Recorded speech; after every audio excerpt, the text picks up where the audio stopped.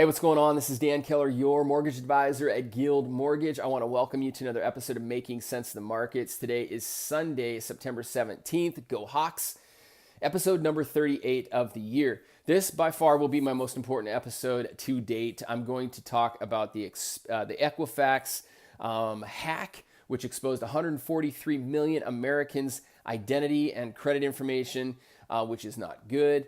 I'm going to explain to you what Equifax is and what this means to you and what to do next. So before that, I want to talk about the markets and what happened over the last week. There was a little bit less noise out of North Korea. The stock market rallied, was up 250 points this week. It put some pressure on mortgage bonds, which caused mortgage rates to increase slightly. Not a whole lot to write home about, so I'm not going to spend much more time on that. But certainly keep your eyes and ears open on what's happening and what's going on over in North Korea with the missile launch talks. So let's talk about the credit bureaus and specifically Equifax.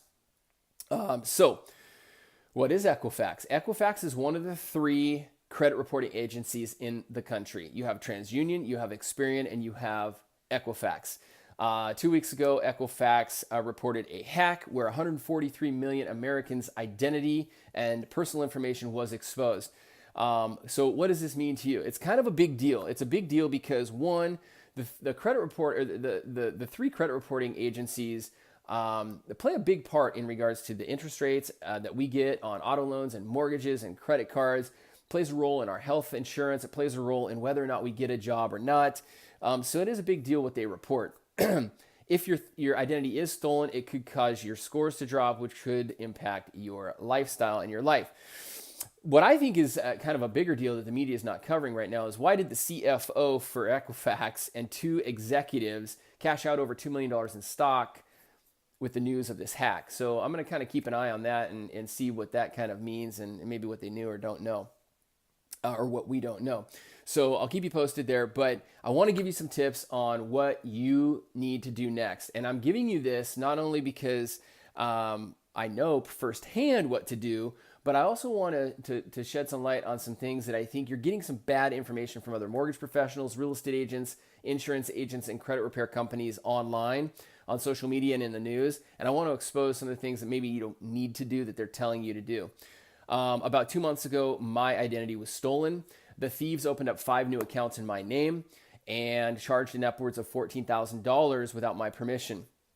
And through the legal advice and counseling that I got through dealing with that and the steps that I took, it's no different than what you would do right now. So one, what I want you to do is down below this video, you're going to see a link.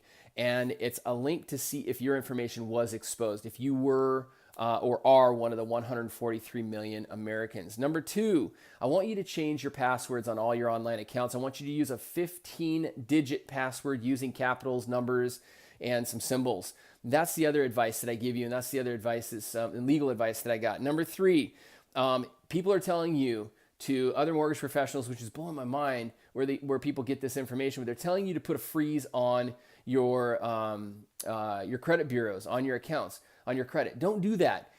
It's really hard to open up new credit when your accounts are frozen.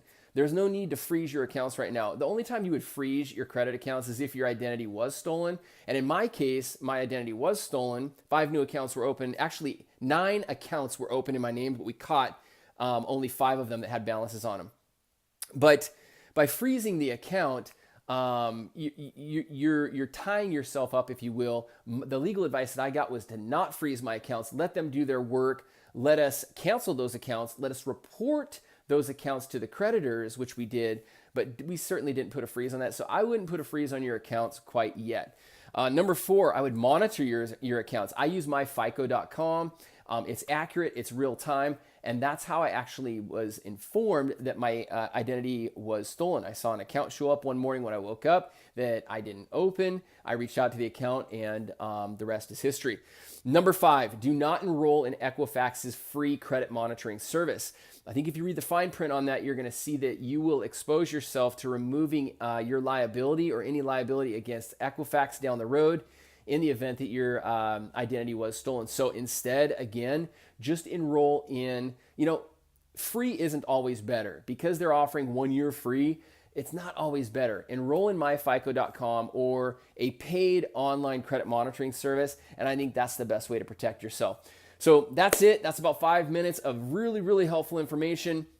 Down below this video, you're going to see links that I talked about in this video. And if you have any questions, certainly I don't consider myself an expert, but I just went through this entire process and having my identity stolen, and I can certainly lend some advice or recommend you to the company that is helping me remedy this ugly, ugly situation. To make matters worse, this all happened right in the middle of my wife and I buying our house. So I can certainly answer any questions that you have in regards to how I got out of an ugly situation. Hey, that's what I have for today. I will see you next week. And in the meantime, have an incredible week. Take care.